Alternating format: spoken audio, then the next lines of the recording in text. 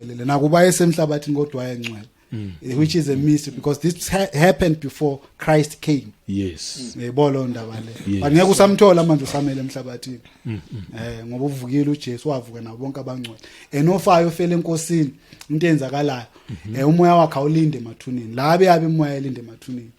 Oh yeah. Kodwa umoya manje womuntu oshonayo emukela uJesu awusalinde emathuneni. Which is the danger ngomuntu oshonayo engazani noJesu Kristu ngoba umoya wakhe ulinda lapha ekufeni. Awuyiphele ezulwini. Kodwa umoya womuntu owazana noJesu awunakulinda ethuneni.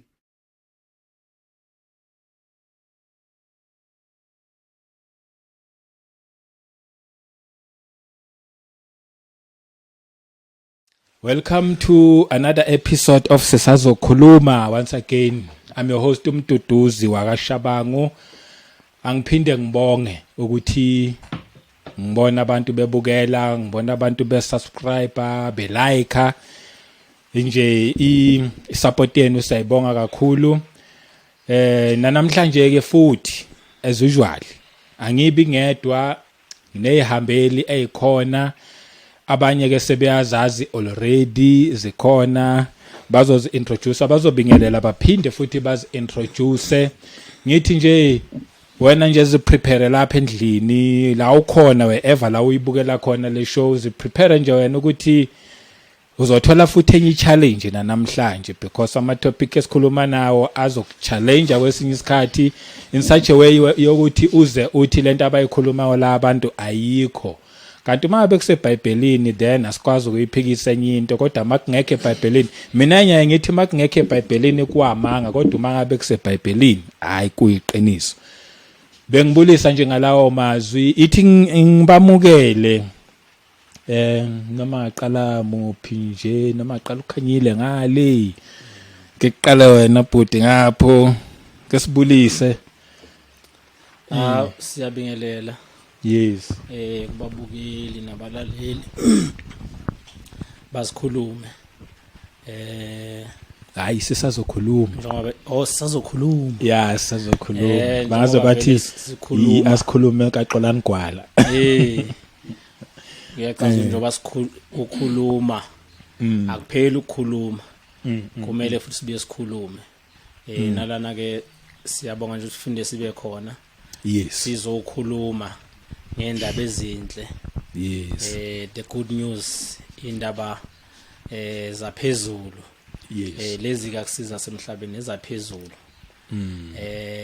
Yingako zidinga ukuwe nomuntu ozozizwa kodwa aziwa ngenyama ngoba ezikamoya.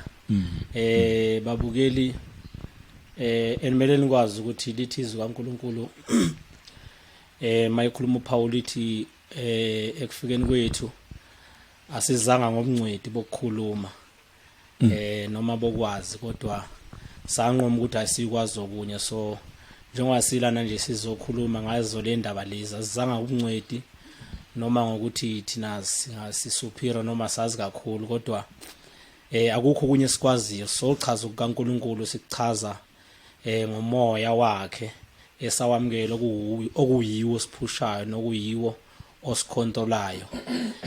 Nathi ezinye izinto siyafisa ukuthi sizenze ngethu indlela, kodwa asikwazi ngoba manje ezikaNkulunkulu izindlela lithi uNkulunkulu asifane nezethu. Yes. Neyakhe imicabango futhi ayifane yethu, ukuthi nje sisazokhuluma ukuthi nakhona onenkinga kuliwa njoba nje ekhona nama contact ethu ngasicontacta sikhulume ngoba vele luhlelo lokuthi kukhulunywe ayikho into ehlula ukuthi kukhulunywe, makukhulunywa kuba khona ama solution. Yes. Lona ke ubaba Khanyile sengikhulume kakhulu. Ubaba Khanyile omncane umntwana nje kaNkulunkulu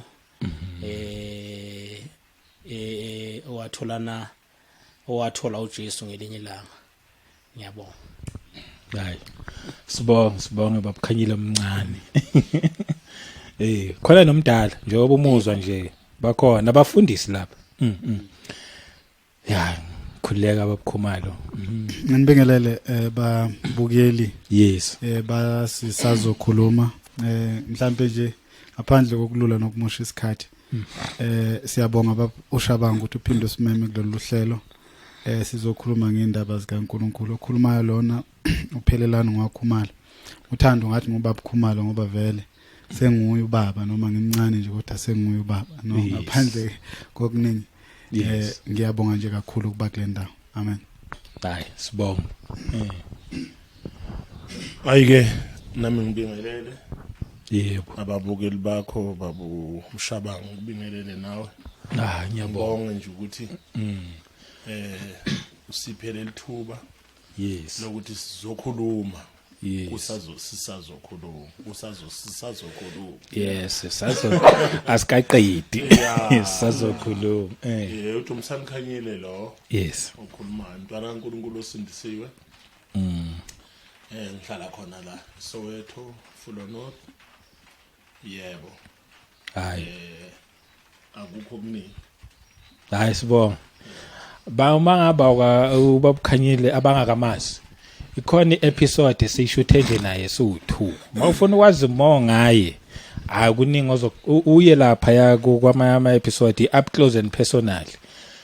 Ya uNkulunkulu mayithandile nje maybe angazi nini makuthanda uNkulunkulu soyihlale futhi no baba Khumalo ngelinye ilanga makuthanda uNkulunkulu ngaleso sikhathi soyihlale futhi no Khanyile omncane because abashumayela okudala beshumayela ungacabanga ukuthi nje ngivele ngaqoqa abantu sazokhuluma nje ngeBhayibheli abangazi lutho kudala beshumayela abagcotshwa baNkulunkulu ngiseselapho nje futhi nikuthande mhlawumbe ukubizwa ngama titles yabo mhlawumbe evangelist pastor abanye abantu bayakuthanda nje lokho nokuthi ngingazi ngibuzelani nokuthi mabe ngibhala amagameni ngiyibuza ukuthi mhlawumbe nje ngivela ngabhala ukuthi Dumisani Khanyile kanti befisa ngathi bengathi Evangelist Dumisani Khanyile.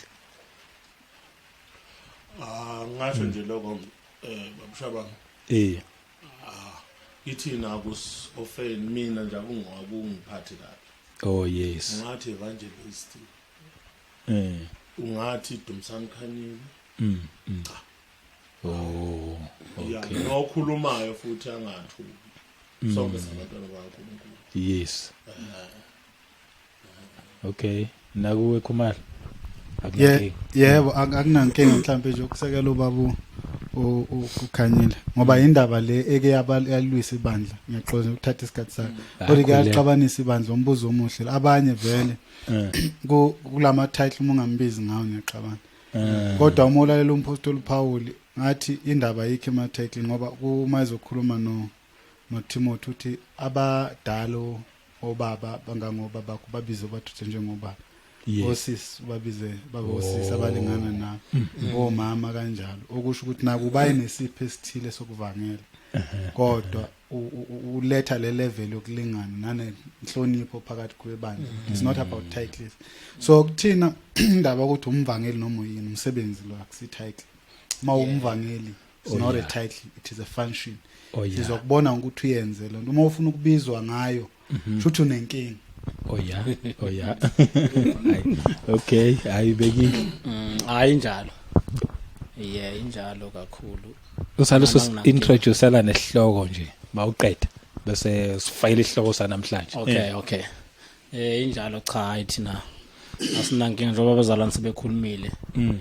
Nami nje hayi noma ngabe babukhanyile noma ngangibizwa Ntethelelo Khanyile hayi okubalekile nje ngumntwana kaNkulunkulu. Njengoba ngisho ngithi akekho omkhulu kunomunye. Akekho superior so njengoba babukhumala thina so uyicindezela ukubizwa ngale ngithatha ukuthi hayi sawunenkinga.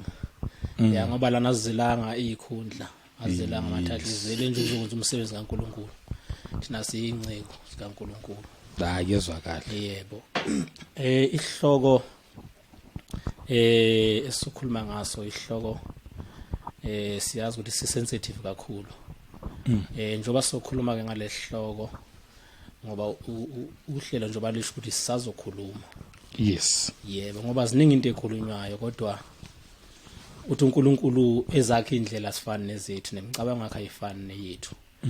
Ingakho masifika la kuNkulunkulu kuba nendlela ebesicabanga thina ukuthi yizo kodwa masifika kuNkulunkulu siyaziyeke zethu indlela bese silalela zakhe uNkulunkulu namanje nalana sizokhuluma nje ngendlela zikaNkulunkulu engazi ukuthi njoba ngisho sensitive kakhulu iyalwisa kakhulu kodwa yazanga thina ngempi sizoveza ukuthi noma kuthiwa khona onenkinga yangasaba ukubuza kuliwa achazeleke ngokwezwi likaNkulunkulu.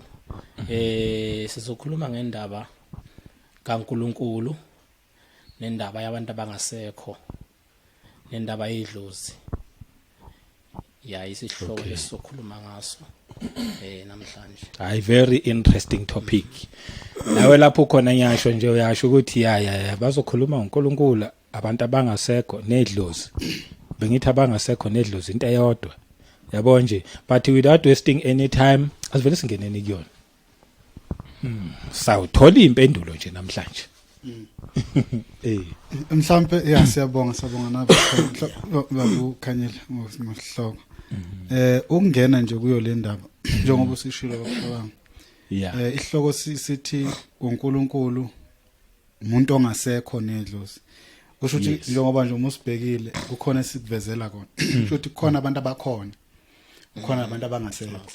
So lapha sizokhuluma ngabangasekho, azange sizokhuluma ngabakhona. Kodwa sizokhuluma ngabo within the context ukuthi uNkulunkulu yena uthini ngabo. Bese kulandela lapho sikhulume nangedlozi. Siyazi ke indaba yedlozi ukuthi kakhulukazi esizweni sama-Afrika yinto abayiphakamisa kangakanani.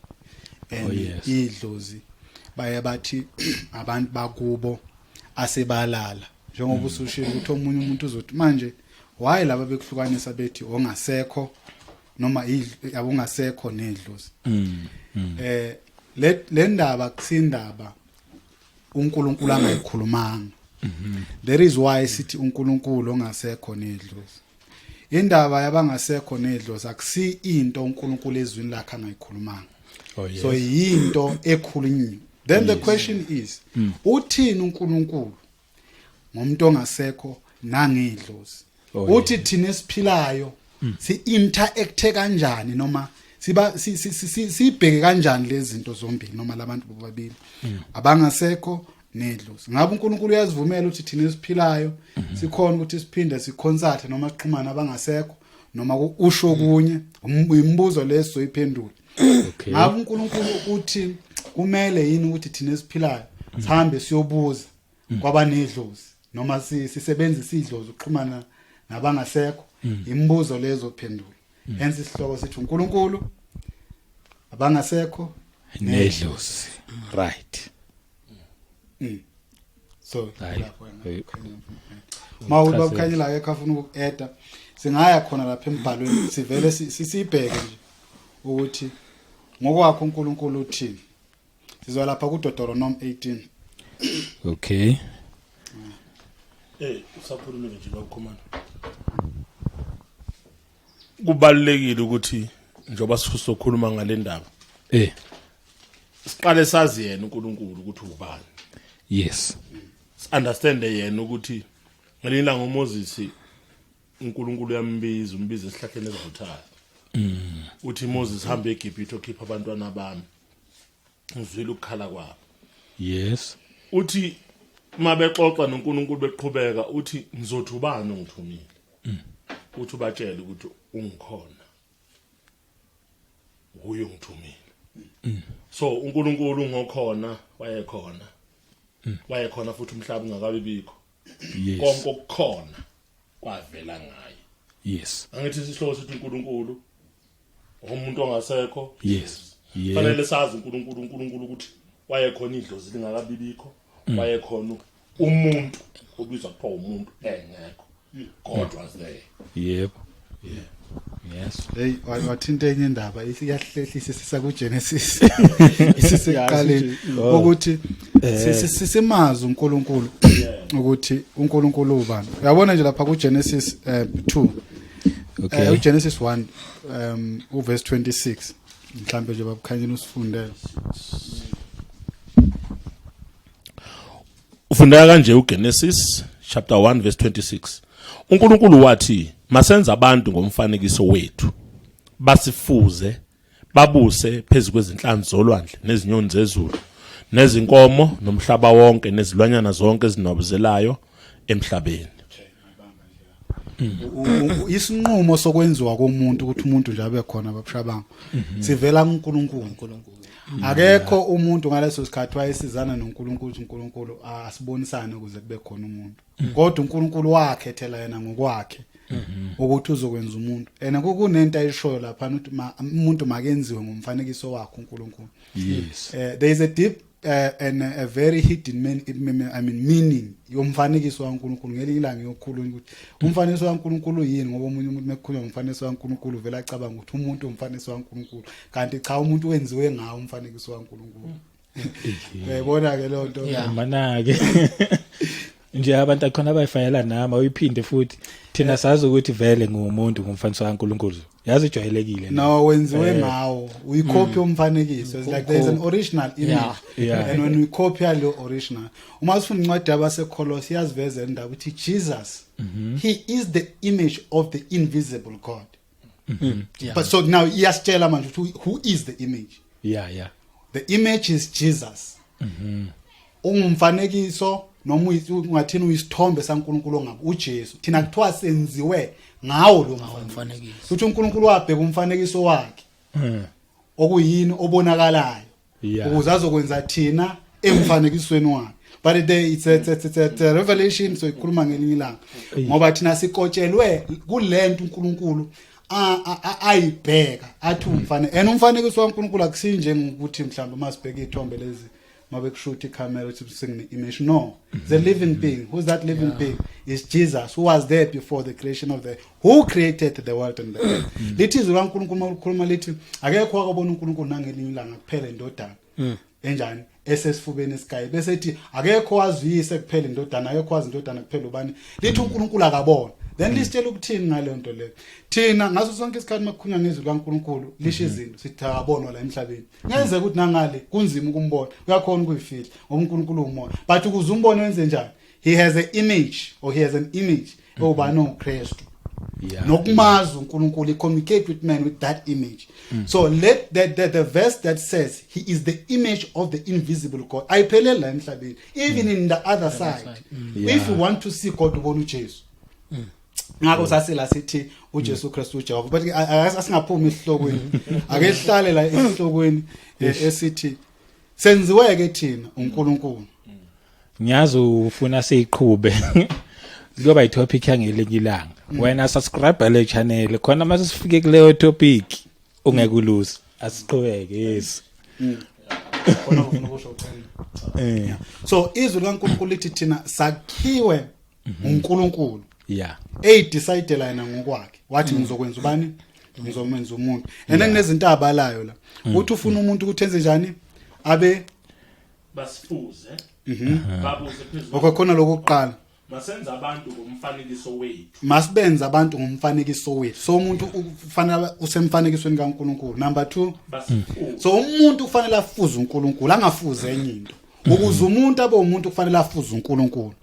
The reason why uNkulunkulu ashizwe lakhe kubantu is because kunendlela ekhombayo ukuthi yena ufuna ini. Ene leyo ndlela njengoba Khanyile shilo indlela zaNkulunkulu uphakeme zingeqondo. Afani nezethu indlela zikaNkulunkulu. Yiyo uNkulunkulu le ndlela yakhe ayibhalela. Uyibhaleleleni le ndlela usibhaleleleni ukuze thina sizomfuza sifane naye.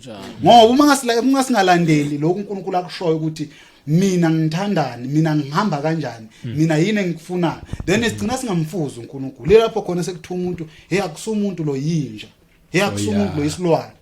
Yebo, so ikhipha nasebantwini ngoba bayazi abantu ukuthi umuntu kufanele enjani afuze uNkulunkulu. Yes. So now yini ke le uNkulunkulu ayitshela umuntu noma atheme menza umuntu wamenzela yona.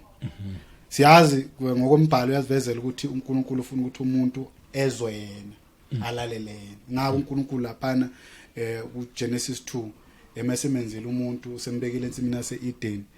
Emva kwalokho sembekela umthetho uthi hayi ungakudla konke kodwa isihlahla sokwazi okuhle nokubi ungasidli. Umuntu wasidla waseyafa. So kuthiwa umuntu akalalela ngibani? uNkulunkulu.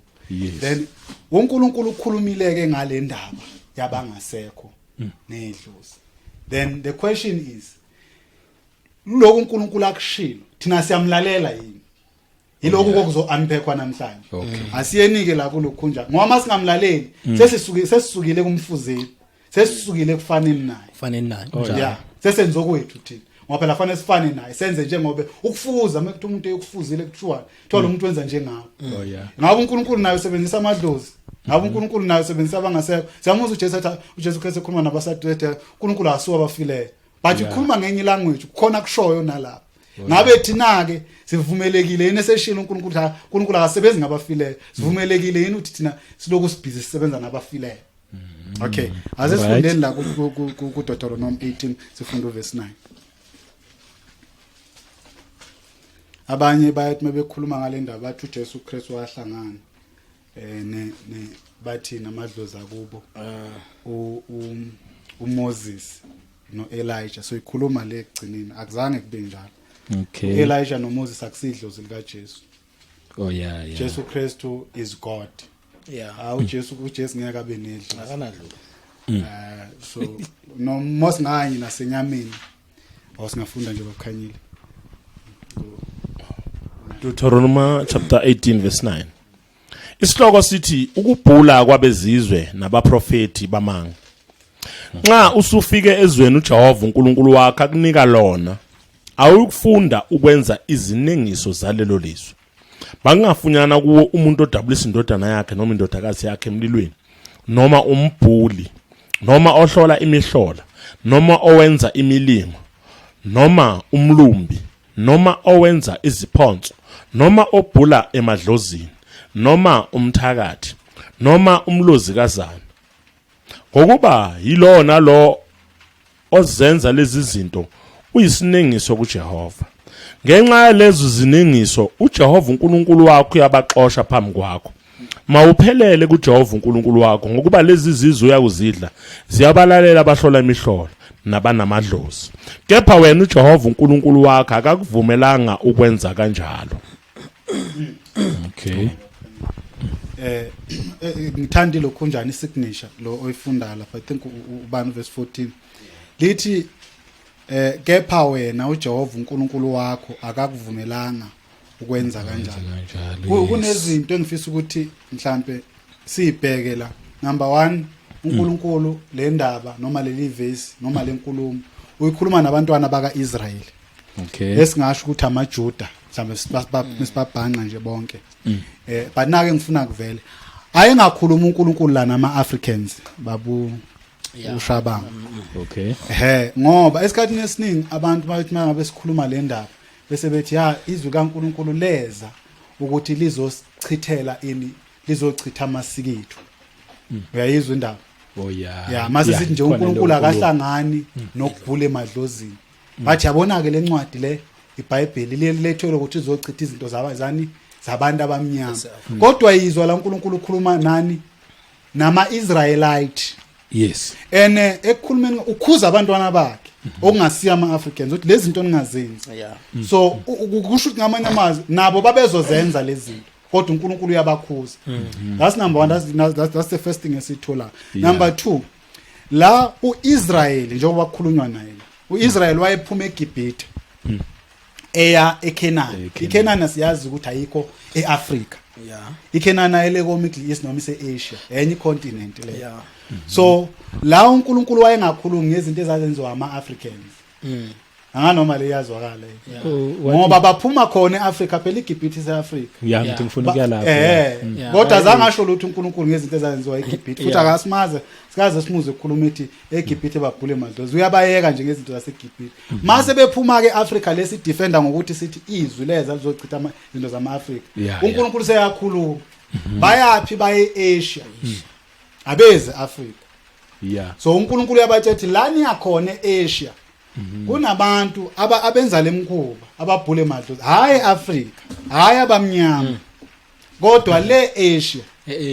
So lento ayihlangani ngokuthi noma ngokuthi umnyama noma ubovu. Yinto esho uNkulunkulu athi akayifune eyenziwa izizwe zonke zomhlaba. ipractice yedlozi ipractice yokubhula ezangomeni ipractice yokuconsult abangasekho akusinto yaseAfrica. It was a universal phenomenon yenza umhlaba wonke by the influence of the evil spirit, umoya omubi. There is why uNkulunkulu ekhuluma nabantwana abayiIsrael ukuthi lani yakhona iyenziwa lento and laba yakhona kusike Africa. I hope lesicace kahle. Ngicela kwabaningi sazi ukuthi yabo la kubhalwe khona ukuthi Israel kwi-map. Akusiyona iKenana leyo ukuthi bahamba baphuma eGibhithe mabefika lapha kwakuyiyona Kenana kwagcina kuba yiIsrael ngoba vele bafika bahlala khona waya. Kunjalo nje ukuthi kucacele leyo part leyo. Kunjalo iyona la kuthiwa Israel khona kwakuyiKenana.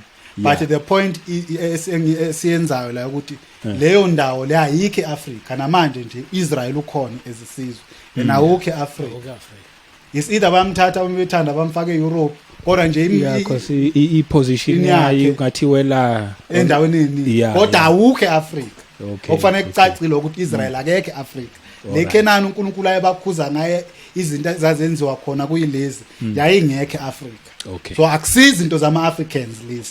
Siyaclaim thina because asazi ukuthi lento yinto eyayenziwa yiwo wonke umuntu by the influence of the spirit of the wicked one. So ngiyacabanga lo ukuthi sekucacile. Uthini uNkulunkulu number 1 uthi nxa usufikile ezweni uJehova uNkulunkulu wakho akunika lona uthi awukufunda ukwenza izinengiso zalezo zizwe. So lezi zinto uNkulunkulu abala la bayazenza uthi kuyena uNkulunkulu zisinengiso. Right, sithe sokhuluma la ngoNkulunkulu abangasekho nedlozi. So uthi uNkulunkulu okay mhlambe ngifuna siza ukuthi lezi zinto lezi uNkulunkulu abiza ngesinengiso ziyini. Bakukhanyile bese sithe wasifuni kodwa sambe nazo nje nga 1 Ngiqala ku verse 10. Mangafunyana kuwe umuntu odabulisa indodana yakhe noma indodakazi yakhe emlilweni. Noma umbhuli. Okay, asime kancane. Siyazi ukuthi ukubhula into a very well known esizweni sabantu abamnyama sithi into yethu ukubhula. Kodwa simuza uNkulunkulu uthi lento kusho uNkulunkulu uthi lento yokubhula iyisinengiso. So lezi zinto thina sithi izinto ezingamasiko ethu. uNkulunkulu uthi kuyena zisinengiso. Manje ke umuntu akazi own. Umuntu akasiwo wakhe. Umuntu ongaNkulunkulu. So lo sithema sifunde eqeni sathi uNkulunkulu yena wathi masenze umuntu kuphi. So ukuthi umuntu abe khona kuyi decision kaNkulunkulu. So masemenzile uNkulunkulu umuntu seyamtshela ukuthi izinto angayifuni kuyena njengento yakhe ukubhula.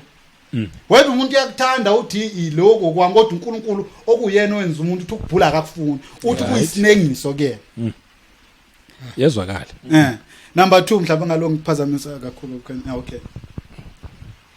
Noma ohlala imihlolo noma owenza imilingo noma umlumbi noma owenza iziphonso noma obhula emadlozini. Okay, asineke la. Uyabala uNkulunkulu lezi zinto lothi ohlola imihlola wenza imilingo kodwa na indaba yethu la ekhona kakhulu uthi noma ubhula edlozini. Iyayithinta manje indaba la sesize ngayo noma ubhula kuphi edlozi akusho ke thina la uthi uNkulunkulu umuntu obhula edlozini uthi lowo muntu wenza isinengiso kuye. Then the question is yini idlozi? Yini idlozi? Sizwa abantu abaningi bebekhuluma ngendaba yedlozi bathi idlozi abakithi abangasekho ngokukhuluma ngedlozi nje ukhuluma ngomuntu wakithi ongasekho. Kwaziwa lokho impela kodwa ngokweBhayibheli noma ngokwezwi kaNkulunkulu izwi kaNkulunkulu alisho njalo ukuthi idlozi umuntu wakithi ongasekho. Mhlambe nje ngaphandle kokumusha isikhathi ukuze ibalance asicela siye laphana ku 1 Samuel 28. Ngoba kubalekile ukuthi lezi zinto abantu bakithi bazazi athi umuntu nomelwa elwe azi babusha abantu ukuthi iqiniso libekiwe yebo lonto bese kuba uyena usalela. Ngoba kunomehluko phakathi kwedlozi nomuntu ongasekho. Ukhona nje umahluko. Enye into mhlambe before sifunda lencwadi kufanele ivele ukuthi idlozi into ekhona. Ngoba ayengeke ethi uNkulunkulu kulencwadi noma ubhule edlozini kuyidlozi kuyinto engekho. uNkulunkulu akakhuluma ngento engekho. manje khona uNkulunkulu ethu ungabhulukwe nedlozi futhi idlozi into ekhona uyajabula omunye uthi yabezwa bathi idlozi into ekhona yebo into ekhona kusho uNkulunkulu uthi into ekhona so into ayisho ukuthi akayifuni ukuthi lento isetshenziswe yeah so akajabuleke nalapho mayethi uNkulunkulu akungaphulwe madlozini ngoba ukhuluma nabantu siyafunda qale nje lapha na ku 3 1 Samuel chapter 28 from verse 3 Sihloko sakhona sithi uSawulu uya konedlozi acela nje lapha ukukhanyela ngicela ngene bazalana ngabe sikhuluma mina yedwa kakhulu kulela lithi izwi kaNkulunkulu uSawuli uya konali idlozi yes so kwakufuneka umuntu la uzoba nali idlozi kwangafuneki nje umuntu akufuna umuntu kodwa ezoba njani onedlo ngoba kusiwo wonke umuntu onawo onali idlozi then question sami luthi yini idlozi yebo ngoba kuthiwa kufuneka onalo idlozi futhi ngamanye amazwi kukhona abanalo kukhona abangenalo kodwa kuthiwa la uSawuli uya konali idlozi yes uSamuel wayesefile wonke uIsrayeli wamkhalela wambela eRama umuzi wakhe uSawuli wayexoshile ezweni abanamadlozi phakathi kwabo nabathakathi there is a reason why isiqala isinika ibackground ukuthi uSamuel wayesefile sithe ihloko sethu sithi uNkulunkulu abangasekho nedlozi there is a reason why lencwadi isilandela olokunya ebackground hayi uSamuel la wayesefile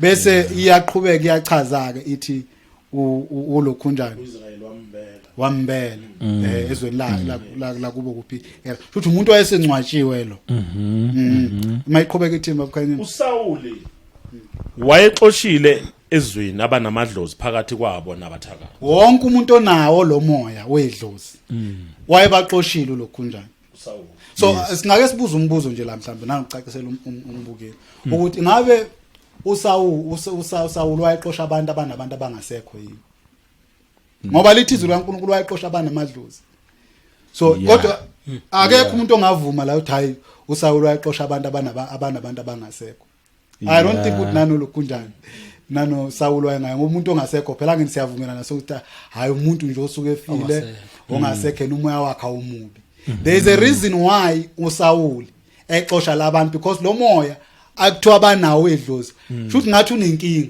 angingathi mubi ngokuhlonipha nje umuntu ozobebukela okwamanje haleluya kodwa kunento la esivezela ukuthi labantu abanedlozi lo moya wayebaxoshile esizweni sakaIsrael then the question is why mengabe ukuthi nje kulo umoya omukelekile ebaxosha uSawuli kodwa sesimzwini uNkulunkulu esekhulumile ngalethi ningayi kubo abanani abanamadlozi uzeke uNkulunkulu beka umthetho uletha ngathini uletha ini ngathini umthetho ukuthi amakhosi aba destroy abantu abanali idlozi hayi abantu abanabantu abangasekho abantu abanedlozi ukuthi ababa destroy baxoshwe they supposed to be driven out of the land kusho bani kusho uNkulunkulu yes akusho inkosi la lokhunjani uSawuli kodwa uNkulunkulu obeke lo mthetho yes yebo njengoba usabeka baba Khumalo ukuthi uSawuli kwakuyinkosi inkosi yakwaIsrayeli uya konedlozi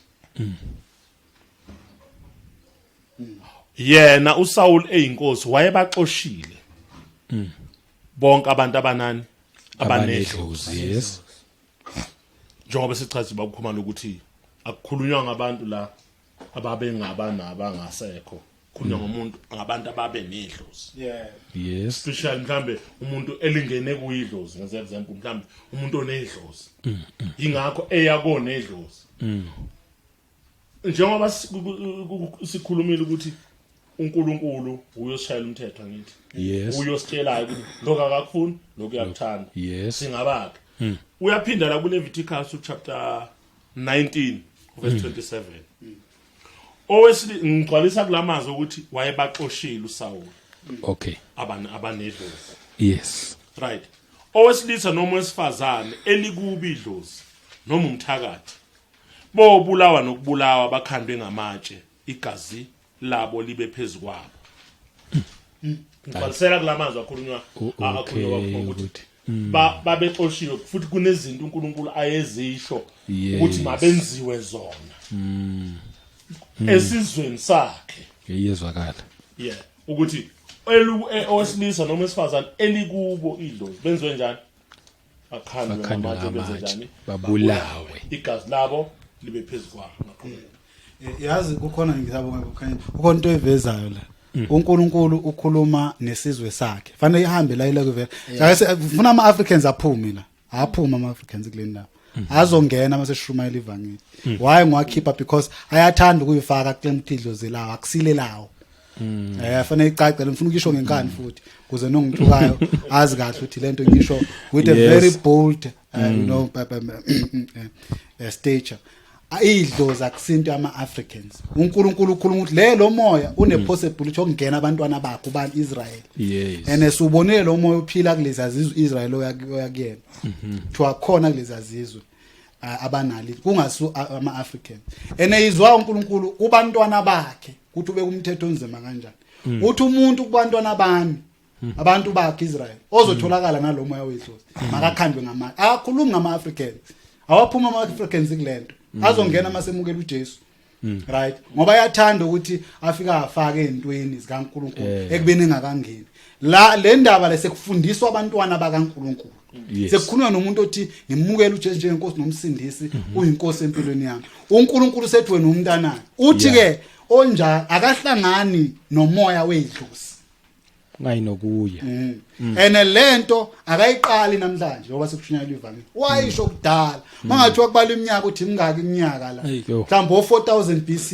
4000 years before uChrist afike emhlabeni uNkulunkulu ayikhuluma le ndaba akusindaba lefike ngama noYan van Riebeeck ngo1652 indaba yokulukhu njalo noma iqale ngama 19 bani 1920 ukufika kwevangeli eSouth Africa no indala uNkulunkulu ayikhuluma uNkulunkulu umdala weinsuku wathi idlozi akahlangani nalo uzuthona idlozi njani akakhandwe ngamatshe ake siqhubeke ukhanyile lapha sizwe lini idlozi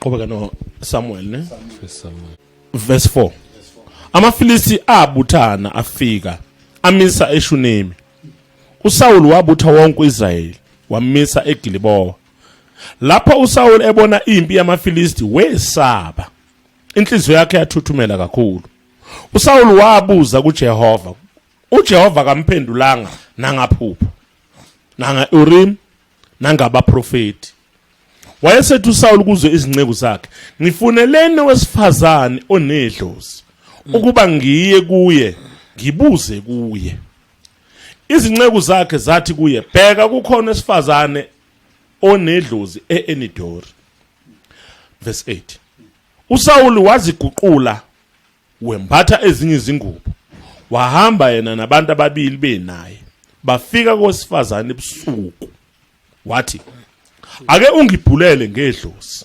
ungenyusele engiyakumusho kuwe owesifazane wathi kuye bheka uyazi ukuthi uSaul wenzeni ukuba unqumile ezweni abanamadlozi phakathi kwabo nabathakathi ngalokho ungibekelelani ugiba ukuba ungibulale na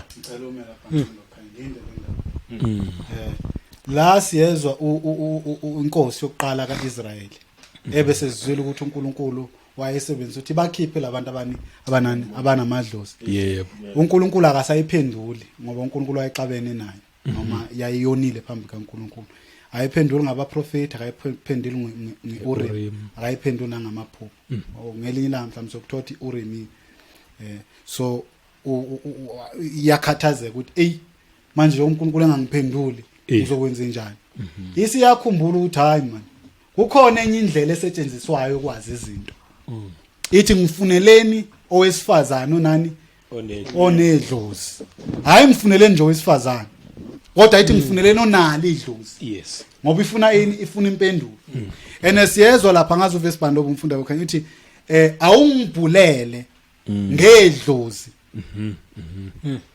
ukuze kutholakalani thola impendulo la ifuna mhlawumbe uyifunde nje lethu ukuthi angibhulele ngedlozi verse 8 uSawuli waziguqula wembatha ezinye izingubo wahamba yena nabantu ababili benaye bafika owesifazane ebusuku wathi ake ungibhulele ngedlozi ungenyusele engiyakumusho kuwe. Okay, there are two things ezenzakalayo la. uSawuli inkosi ithi icela ukuthi ibhulelwe ngalidlozi. Yes. Bese iyanyuselwa ezakusho ukuthi mayinyuselwe yona. So sithola izinto ezimbili la. Idlozi liyasetshenziswa ukwenza njani? Ukubhula. Right. Futhi idlozi liyasetshenziswa ukwenza njani? Linyuso ngasekho. Akathi ayithi inkosi lana ngisacela ungibhulele ngabangasekho. Noma ngicela ungibhulele ngoSamuel. Ngisho nje. Siyazi sokuzwe egcineni ukuthi ucela usinyuswe ba. Ithi ngicela ungibhulele ngedlozi. That is why ithe icela ukuthi njani itholelwe nedlozi. Ayisho ukuthi ngicela ukutholelwa onabangasekho. Ayisho njalo inkosi. Ithe icela ukutholelwa nani? Onali idlozi. Isiyasho manje ukuthi ngicela ngalo ke leli dlozi ungibhulele unginyusele ongasekho. That two things evela engizokutshela yena. Yebo, ngedlozi. Uzongibhulela ngedlozi bese uyanginyusela ongasekho. Uvela idlozi bese kuvela ongasekho. Oh yeah. Yebo. Umnyuso endaweni yabafileyo. Yebo. Oh yeah. Yeah, unyuswa ukuphi ulokhu njani? uSamuel. Sesitsheliwe lapho ukuthi uSamuel wayefile. Bambela ezweni la kubo kuphi? Era. There was a reason why le history siningi ukuthi wayesefile. That is why masikhulunywa le ndaba ukuthi seyacela ke manje uSawuli ukuthi ngibhulele bese uyangivusela noma ngiyakunyusela kwabafileyo ngoba wayembele ngoba wayefile ngedlozi engizakukutshela yena. Oh yeah. Yayizwa ke masiveza into ezingaki ezimbili ukuthi idlozi nongasekho akumile kufana. Ongasekho. Idlozi yini? Idlozi. Yini ke idlozi? Mhlawumbe before siqhubekele phambili. Idlozi lo moya osebenza kumuntu ukuthi ukhona ukuthi uhlanganise umuntu ophilayo nomuntu ofile. Yeah. Ngiyazwa ukuthi ngithi yebo. Uchaze futhi. Umoya ohlala kumuntu. Yes. Lo muntu uma enawo lo moya uba namandla ukuthi aconsulte abantu abangasekho. Yes. Ngoba umoya lo. All right. So ngamanye amazwi bathi agents. Or agent ungabana kanjalo. There is why isangoma sibizwa ngemedium. The term medium isho okume phakathi nendawo. Middleman. That's why sikhuluma sithi ngizo act as an intermediary. Yeah. You understand? A medium ome phakathi nendawo, into eme phakathi nendawo. Okay. So kumewe phakathi kunendawo kwani? Ophilayo nongasekho. Oh yeah. Yeah. So la kuzophilayo ubani uSawuli. Uyakonedlozi an agent. Okay. Uthi ngifuna ungihlanganise nalo ngizothi ngihlanganise naye onjani ongasekho. But kunomoya ofanele abe nawo lo oyiwona agent. Noma ukhona ukuhlanganisa. Ilo moya okuthiwa idlozi. Idlozi ke lo moya. Akusiwo ngasekho.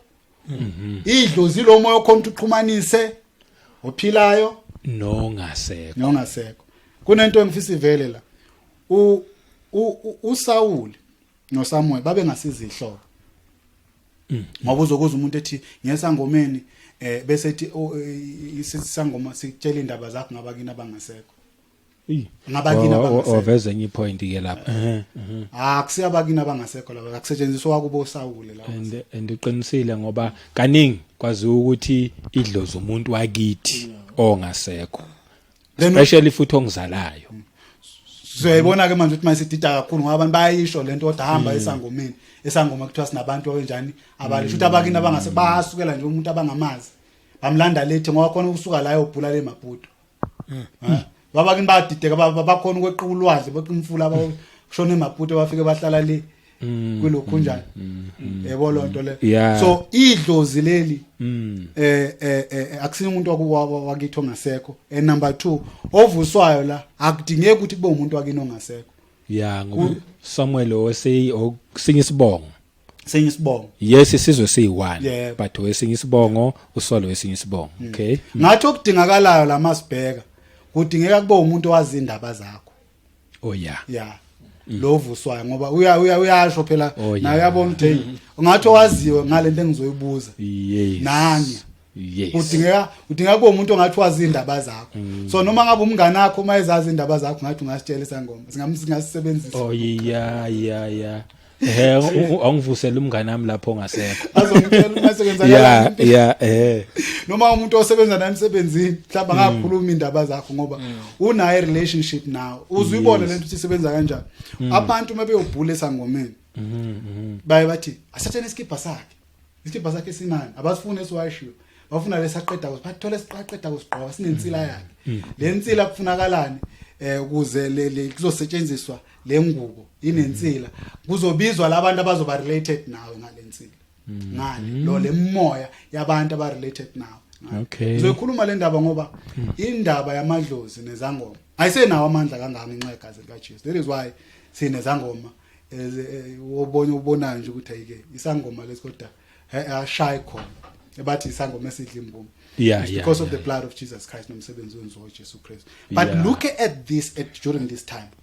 Ake silale nje indaba sibona amandla edlozi nomngoma ukuthi ayengakanani. Hence uNkulunkulu athi ababulala. Verse 9. Owesifazane wathi kuyebheka uyazi ukuba ukuthi uSawuli wenzeni ukuba unqumile ezweni abanamadlozi phakathi kwabo nabathakathi. Ngalokho ngibekela uGiba ukuba ngibulale na. uSawuli wafunga uJehova kuye owesifazane wathi kuphela kaJehova awuyikwehlela icala ngalokho. Wayesethu wesifazane nyakwenyusela bani na?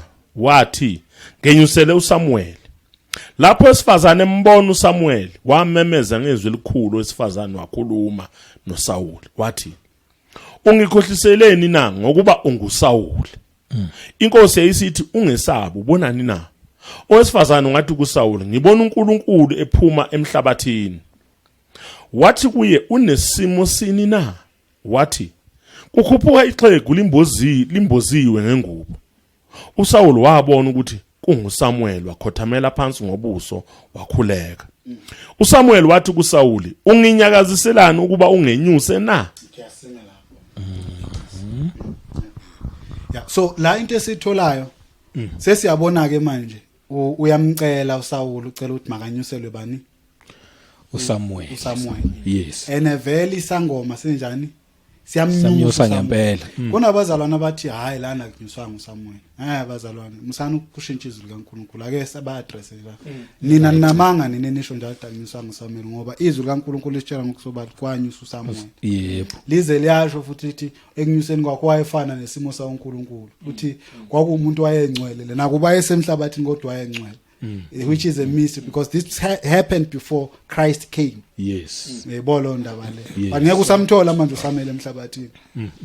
Ngoba uvukile uJesu wavuka nabo bonke abangcwele. Enofayo ofela enkosini into enzakalayo. Umoya wakhe awulinde emathuneni. La beyabe umoya elinde emathuneni. Oh yeah. Kodwa umoya manje womuntu oshonayo emukela uJesu awusalinde emathuneni. Which is the danger ngomuntu oshonayo engazani noJesu Kristu ngoba umoya wakhe ulinda la. Ekufeni awuyiphele ezulwini kodwa umoya womuntu owazana noJesu awunakulinde ethuneni noma ngaba kangenanga ezulwini kodwa awulinde ethuneni.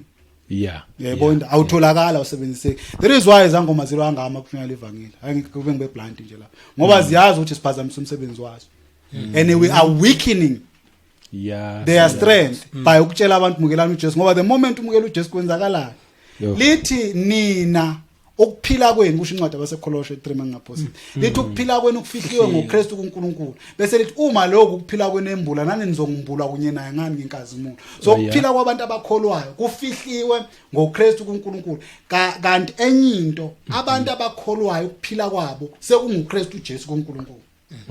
So na umumukela uJesu ngoba ifanele ivele le ndaba amandla ensindiso negama uma umukela uJesu ukuphila kwakho immediately kuyathathwa emhlabeni.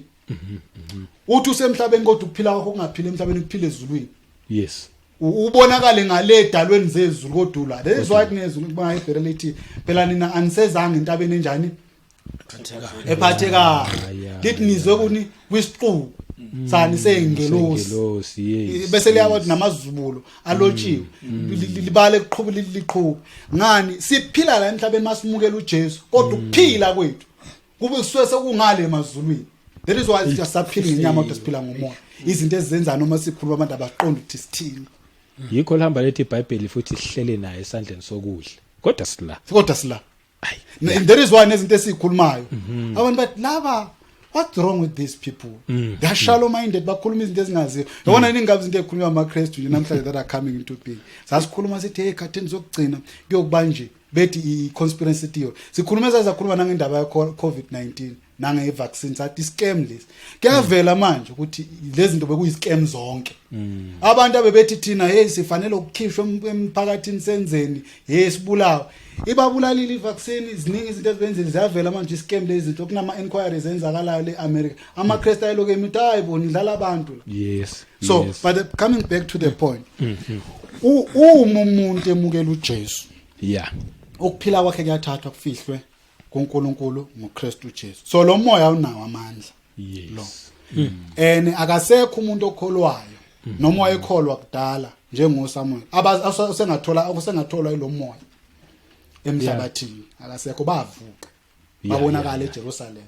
even noSamuel babekhona la but before kufika kalokho nangu yavuswa so umzalwane ongathi hayi kwakungavusa uSamuel la unamanga akakwazi nje lokuthi unamkwavusa uSamuel sikuzwa kuphi lapha u16 uyasitshela ithi uSamuel wathi uSamuel wathi pho ubuzelani kimi lokhu Jehova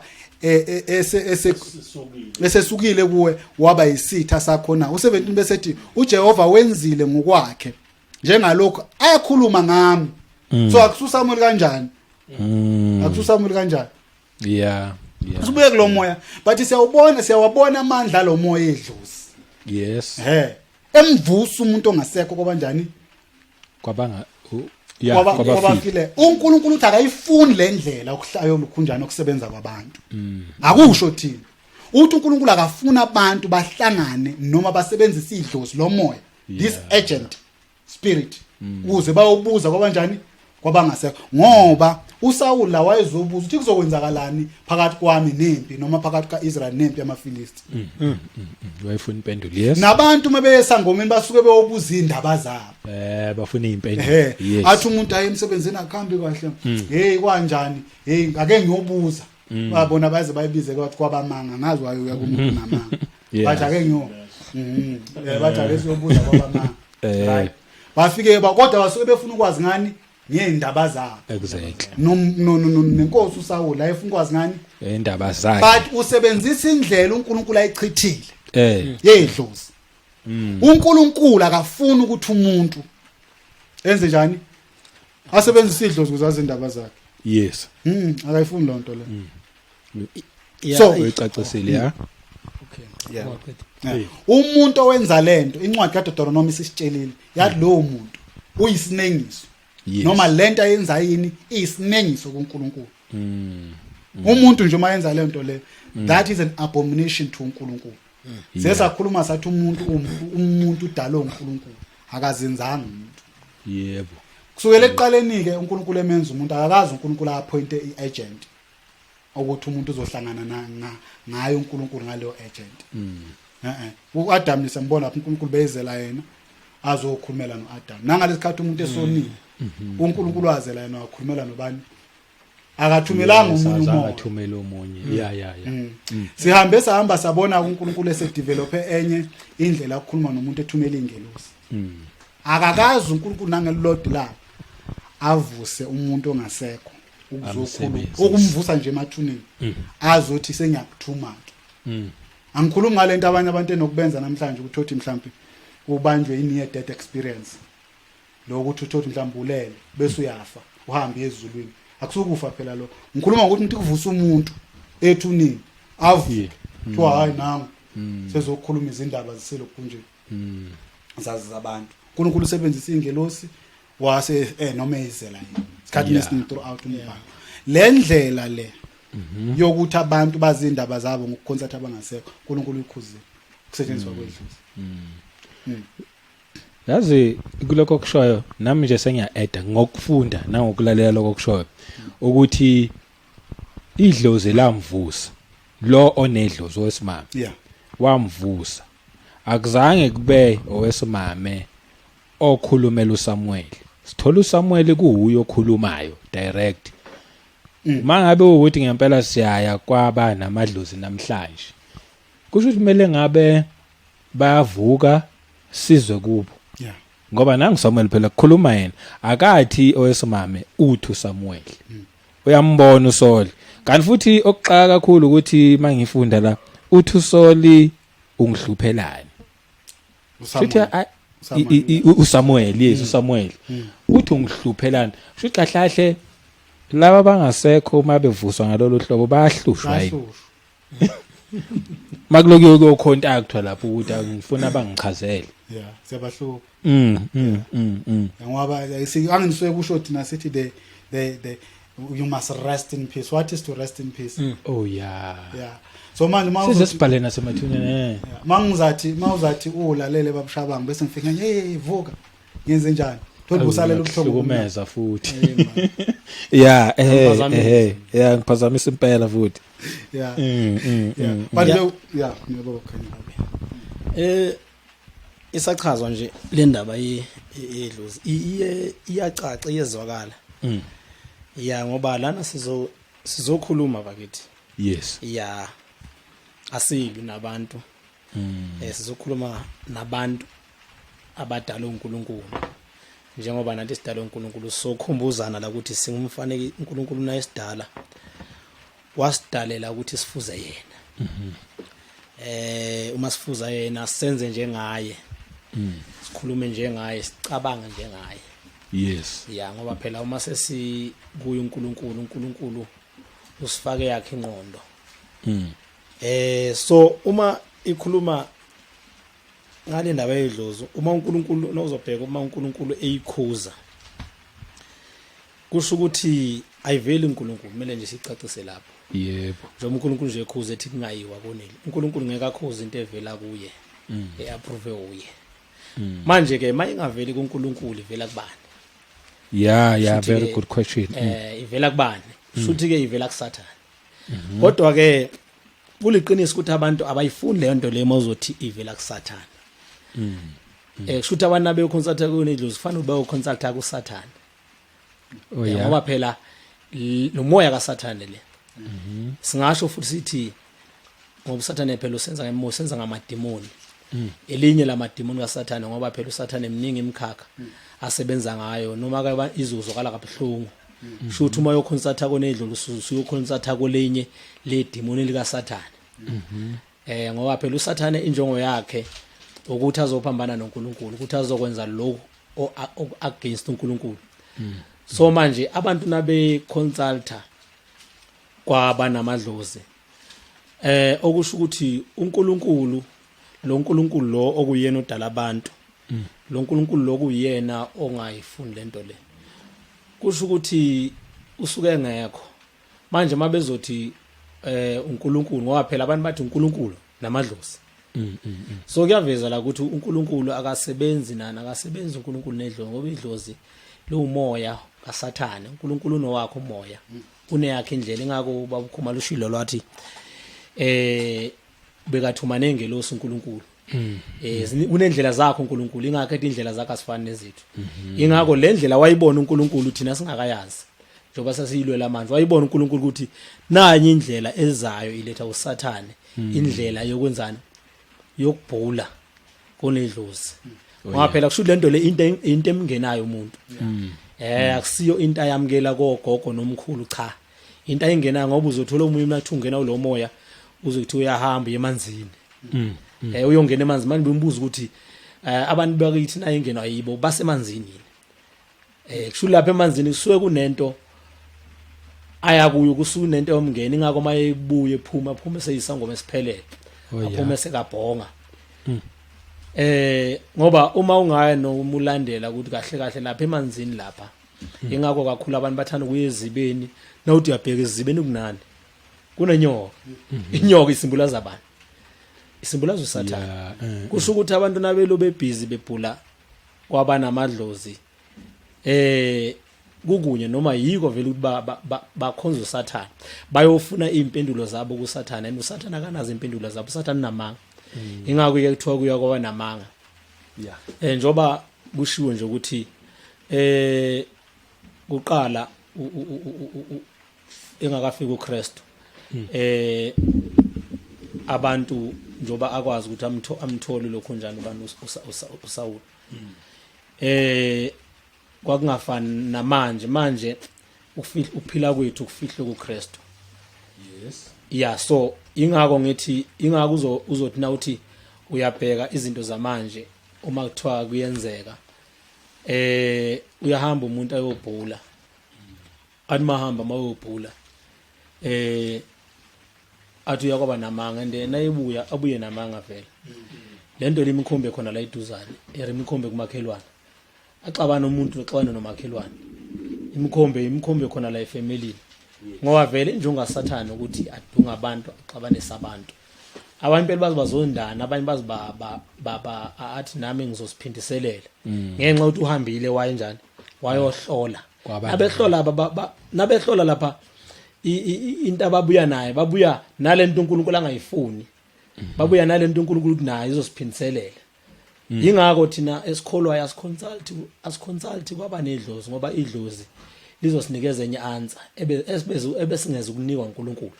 Thina singabantu sidalwe uNkulunkulu uma ngabe sifuna ianswer uyiyona yona ngempilo zethu asiye kuye uNkulunkulu. uNkulunkulu unayo isolution ngoba uma singeza kuya uNkulunkulu siya kunedlozi.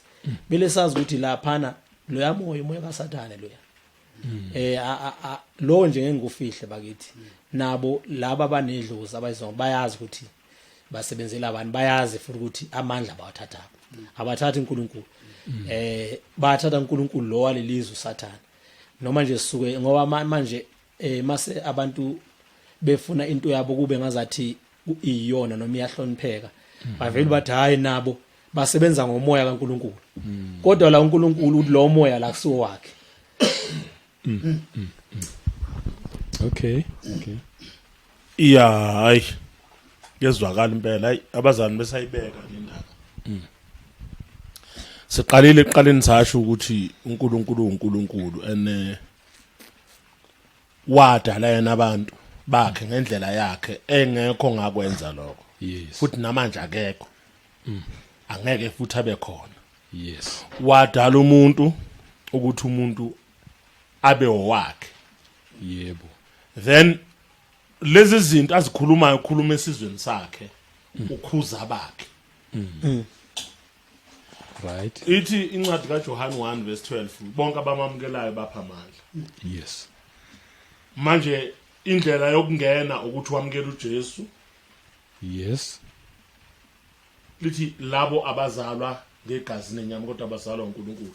Uma wamukela uJesu uma umuntu ongena phansi kwesifungo ukuthi kusukela namhlanje ngizokwenza intando yakho bese yakubusa uJesu. Lithi iBhayibheli ke banengi ningabi nabanye uNkulunkulu. Banengi uNkulunkulu abakhona emhlabeni nezinto ezikhonzwa abantu. Ziningi. Yes. Asingathi ke makukhona izinto ezikhonzwa abantu njengoba kunale inkulumo leyo ukuthi athi kuthiwe umthakathi othakatha uthandaza uNkulunkulu ukuthi uNkulunkulu ampha amandla. uNkulunkulu angeke aziphikise. uNkulunkulu ngeke abulala abantu bakhe. That's why ekhuza abathakathi ukuthi abaye ukuthakatha.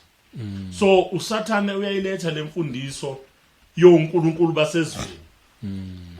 Lithi nayo yadisguise uSathane akaveli ngqo kumuntu ukuthi uSathane. uSathane yebo. uSathane uvela ngalento ezokuthinta ozozizwa comfortable.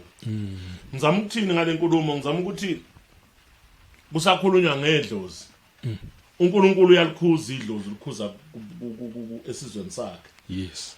And njengoba sifunda nje kunamakholwa amaningi Yeah. akhonza amadlozi. Ngathi nje ayipracticeayo lento eyakhuzwa. Yes. Kodwa abathi bakhonza uNkulunkulu bephethe lona leBhayibheli. Fanele understand amakholwa njengoba bekusakhulunywa nalamakholwa sikhuluma nabazalwane abathi uSamuel kwakungesuye loya. Asiyeke ukuthi si-interpret iBhayibheli ngendlela yethu. Asikhulume exactly njengoba lisho lona. Yep. Lithi uSamuel wavuka wakhuluma noSawuli. Wamphendula kulezi impendulo lezi. Ngoba vele umoya wedlozi unamandla. So thina umoya wedlozi unqoba ngoJesu. Ngoba uJesu unamandla ngaphezulu kwalo ini phela lithi iBhayibheli uJesu wayekhona umhlaba ungakabe bikho ilizwi lo John 1 yebo wayekhona umhlaba ungakabe bikho konke kwadalwa ngaye sichazile la ukuthi uJehova noJesu into eyi-1 so wayekhona uye wadala abantu idlozi lalingekho yebo idlozi lifike laba umoya awu against wona uNkulunkulu ongaveli kuye ovela komunye woNkulunkulu asebekhona uSathane naye uNkulunkulu kubantu bakhe leswa uSathane wazama ukumchallenge uJesu wahluleka yebo njengoba besaxoxa ukuthi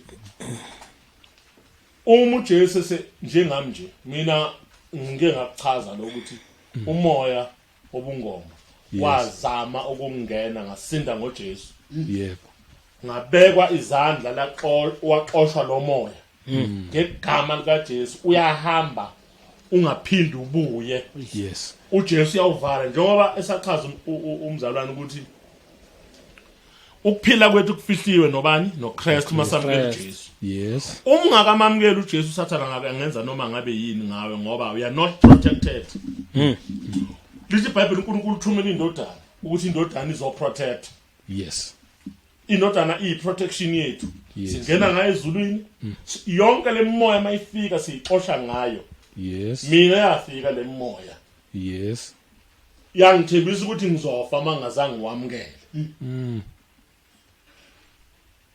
impendulo ngayithola ngoba uNkulunkulu wabantu phela uyakhuluma nathi yes uyabona nalabo abanye abanoNkulunkulu babo bayakhuluma uNkulunkulu babo yebo uthi umunye umzalwane ngixoxa naye wakamsibi uthi yena idlozi la kubo mangabe kufanele kube contains wayo babelibona kukhona nje waye nokuthi ambone lo muntu akhuluma ukuthi makwenziwe ini ambone yena abanye bengamboni kodwa avela ambone angaphuphi nasebusuku ambone akhuluma ukuthi izinto ngizama ukuthini lo moya unamandla kabi oh yeah abaningi abanawo lo moya wedlozi abanye bahambe babaleke bangene einkonzweni bagqoka izambatho lapha ube sebebula khona ebubula lo moya baqhamuke manje umangale umprofeti onjani kodwa ngapha unebula ngapha lithi iBhayibheli mangatholakala phakathi wenza kwethu sikhuzwa obulayo uma umntwana kaNkulunkulu uyikholwa awubhuli yes ireason yalo ukuthi lize lathi uNkulunkulu akasivumelanga ukwenza kanjalo siyathola futhi uSaul la lo mama ethi how huwe lo simthole lapha ushintsha nokugqoka yebo ugqoka ezinye uyadiscuss ukuthi angabonakala ukuthi uyokwenza into engavumelekile kuye uthenze amakholo avumelekanga ukukhonza amadlozi laba abanye abawakhonza abangakholwa abakhonza abantu bakhonza lo moya asebechazile ngawo abazalwane ukuthi awuveli kuNkulunkulu impela uvela kwabanye uNkulunkulu noSathane lithi iBhayibheli uNkulunkuluwani walelizwe ophukuthekisa ingqondo zabantu ukuthi kungasukukhanya kwevangeli leswa abantu bajike sebelandela amadlozi balandela abangasekho kunokuthi balandele ubani uNkulunkulu abadalayo owazi ifuture uthi uNkulunkulu mayikhuluma noJeremiah ngakwazi ungakabibikho wonke umuntu uNkulunkulu wamaze ngakabibikho iplan ephelele yomuntu ikuNkulunkulu ngifuna ukuthi ngiveze nala ngeke ngithansa ezwini ngenzele isikhathi nje okay uyena esikhulume ngaye futhi uSawuli kwakwathunye kathiwa yenza umsebenzi wamhlula ukwenza lo msebenzi wathi wabulala amaleki wahamba wayobulala wayenza lo msebenzi uNkulunkulu athi awenza wabuya nenkomo zakhona ekhuluphela yebo mase bexabana noNkulunkulu aze ayofika la emadlozini nje ayofuna unedlozi uNkulunkulu engakhulumi naye ireason yakhe akazange alalela uNkulunkulu yebo uNkulunkulu uziyamtshela futhi uSawuli uthi ngicela sibheke nje uSamuel chapter uthi uSawuli wathi kuSamuel ngililalele izwi likaJehova ngihambile indlela kaJehova owangithuma yona ngimlethile uAgagi inkosi yama-Amaleki ngachitha impela ama-Amaleki. 21 bese ethi kepha abantu bathatha kuyo impango, izimvu nezinkabi, okuhle kokuqalekisiweyo ukuba bahlabele uJehova uNkulunkulu wakho eGiligali. uSamuel wathi uJehova uyenamela yini iminikelo yokushiswa nemihlatshelo njengalokhu enamela ukulalelwa kwezila likaJehova na? Bheka ukulalela kuhle kunomhlatshelo nokuqaphela kuhle kunamanoni izinqama. 23 ngokuba ukwambuka kunjengesono sokubhula. Amen. Ukwambuka lithini lesingisi? Yini ukwambuka lesingisi mhlawumbe? For rebellion is rebellion. Yes. Rebellion. Ukwambuka kufana nesono sani sokubhula. Is as the sin of witchcraft. Witchcraft. So witchcraft Ukubhuka uthakathi. Manje ke seyibona leyo nto. Amakhola khona lamakhola asasebenzisa ukubhula. Lithi iBhayibheli thakathi. Thakathi. Okay. Isono. Liqathi isono. Bese mawuya ngali owenza isono ungokabani? Ungasathana. Isono sokubhula sokwambuka sifana nesono sokubhula. Wawambuka uhamba uyokhonza uhambe uyenedlozi uyambuka. Yabona njengathi ingakho mina ngawala lo moya ngoba kwakuzoba ukwambuka kimi. Ngempela uNkulunkulu angiprotect alive. Namhlanje uyaphila. Namhlanje ngiyaphila ngizange lo moya wahamba kuphindanga futhi. Ungakhumbula mhlawumbe ukuthi seku how many years? Angisakhumbula futhi. Dala. Yabona ke lokho uyaphila nje. Ngiyaphila. Awunawo amandla. Uhlula kuphela uJesu. Yes. Ngoba wabona amakhola esegcwele enkonzweni lapha azama ukuyocasha nalo moya awafuni ukuthi ngoba manje usathana uvela ngathi manje lo moya lo umoya wokuprofeta kanti cha ukubhura nokuprofeta ingakho mama ngikhathi isifunda lapha nakulo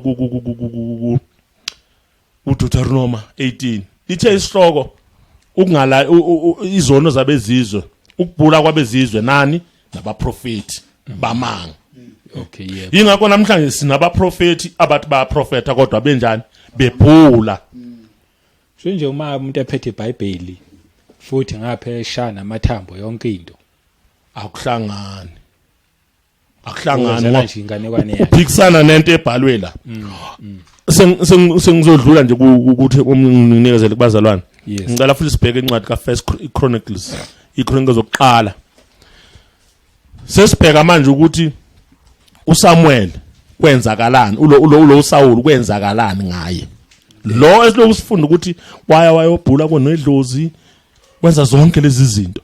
Angithi sikhuluma ngoNkulunkulu bese sikhuluma ngani ngomuntu abangasekho. Yebo. Nedlozi. Uma sikhuluma ngabantu iBhayibheli kumiselwe ngale kuHebrew chapter 9 verse 28 ne 27 lithi kumisela ukuthi abantu benze kanjani bafe. Ukufa kukhona yena akuyindawo nami ngizofa ngelindanga. Yes. Umshumayeli uthi uthuli luyabuyela uthulini lokulala njalo kodwa umphefumulo uyabuyela kubani kuNkulunkulu wenze njani owawunikayo. Yes. Yeah. Manje umuntu kaNkulunkulu nanga lawa engifuna ukugcina ngawo. First Chronicles chapter 10 verse 13. Wafa kanjalo ke uSawuli ngesiphambeko sakhe aphambuka ngaso kuJehova ngenxa yezwi likaJehova ngaligcinanga nangokuba kade eyile ukubhula konodlozi ukuba abuze kuye. Kwafika manje umhla uSawuli kwakunempi phakathi kwabo namaFilisti. Yes. Ayinqoba amaFilisti anqoba uIsrayeli esezobulala abulala naye wafa ngalelo langa. Ithi iBhayibheli wabulawa naye uSawuli. Bese lithi uNkulunkulu ayizomvikela uthi wafa kanjalo uSawuli ngesiphambeko sakhe aphambuka ngaso kuJehova nangenxa yokuthi wayeyilo kwenze njani. Sibhula kanjani singabazalwane? Sibhula kanjani singamakhola? Kusho ukuthi lamakhola abhulayo azigebengu afana nalabefundisi laba abathwele abathengisa oil bathengisela abantu itika bathengisela abantu ingubo ezibhaliwe bebathembisa amandla yeah abangenawo lithi iBhayibheli uSawuli wafa kanjalo wafa uSawuli ngoba kade eyili kwenze njani kubhula besabekile abazalwane asizama ukuthi sikhulume ukuthi sicabanga kanjani sikhuluma ukuthi izwi lithini konke lokho sikushoyo kusezwini ukuthi kunje yini efuna uNkulunkulu yini angayifuni baye bathi abanye asike nje ukuphazamisa baye bathi abanye aya nguthi wena yabona njengoba wena Shabangu njengoba usendisiwe nje ayikho phela inkinga yabona loyana yebo noma ezenza lezi zinto kodwa nayo uyalithanda iBhayibheli kusho ukuthi naka siyinkinga yazi I believe abantu abaningi baya kulezi indawo ngenxa yokuthi bezwe inkulumo zokuthi hayi loyana usebenzisa iBhayibheli naye umprofeti nje kaNkulunkulu mhlambe ukuphendula lapho anganoma bukhanya ufuna ukungena into ekufanele siqaphele ngokusebenzisa iBhayibheli uNkulunkulu asho ukuthi abantu abasebenzisa iBhayibheli ukuthi abantu abakholwa ukholweni bese kuphuma lento abathi obedience oh yeah siyayiza conversation between uJesu Kristu noSathane elinga uJesu entabeni devil used the Bible devil used the word of God kulotshiwe ukuthi awuyiqhuzwa uNkulunkulu ukuthumela ingelosi zikunqande yeah ushubani uSathane hey even abafundisi bakaSathane namhla basebenzisa ini the very same word kaNkulunkulu. So what is important here is to apply the word of God as God dictate. Yeah. Ukuthi ufuna lenze njani lenzwe kanjani. There is why uzwa kunencwadi lapha encwadi kaJakob ithi akusiko ukulizwa phela ungalenzi ne okubalekile ukuthi ulizwe bese yalenza. That's why uJesu Kristu ku Matthew 7:21 akusibonke abathi inkosi kimi. Abawona umbuso kodwa ilawe njani abenza intando. Yes. Bese ethi ozwa lezisho zami angazenzi ufana nesuku lasendoda. Ngani kukhona abazwayo amazwi kodwa bangakwenzi ngokushuwa. So kusiza ngani usebenzisa iBhayibheli kodwa ube wenza into ephambene nento esho uNkulunkulu. Ngoba ukubhula seshilo uNkulunkulu. Wathi cha akahlangani nako. Yes. Mhlambe coming back to this lesigcwalisa kuloko abazalwane sebekushilo. Lapha ngoba kufanele sithi masikhuluma le ndaba abushayo bese siveza ithemba kumuntu. Azanga la kuzoba aba prophet of doom sizotshela abantu ukuthi hayi lento yimbi. But sibaholele ekutheni mabazi ukuthi kukhona uNkulunkulu indlela ayelethile kubantu ukuthi umuntu ufanele aphile ngayo. Okay. Noma ngabe umuntu unenkinga abhekane nazo njengoba uSawuli naye waya lapha ngoba enenkinga kodwa uNkulunkulu useyiprovide indlela ukuthi abantu bengenze njani ukuze basizakale.